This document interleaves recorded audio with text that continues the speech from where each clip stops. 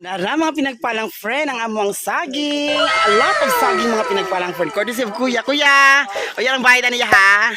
Laban ta ni Ron. Dara mga saging ni Zem.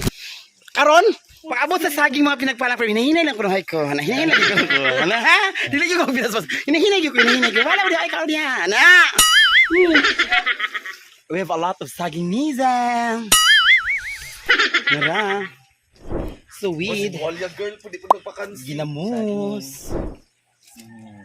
Laban kay siya mga pinagpalang friend. Dasi kung dasi.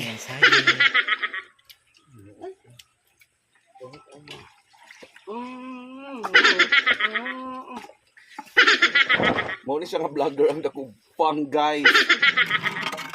So saging ang mga pinagpalang friend. Bala na ko basta halang lang. Tara. Halang man ni. Laro mo ni Do. Laban kayo.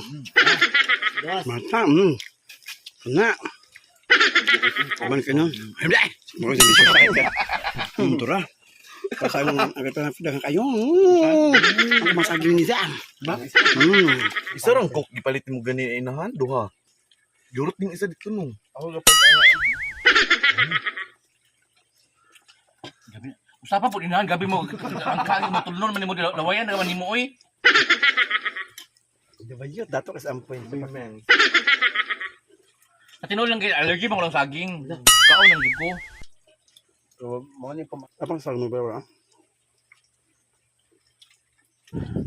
Grabe mga bagay mga mga bayuta jud do. Uy Ginoo ko in taon. Uy Ginoo ko kabalo pa mo ang giluto ana sa ni kuya.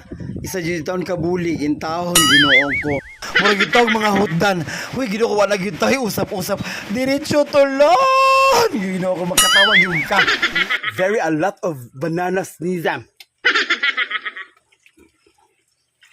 This is what we call is saging ni Zam.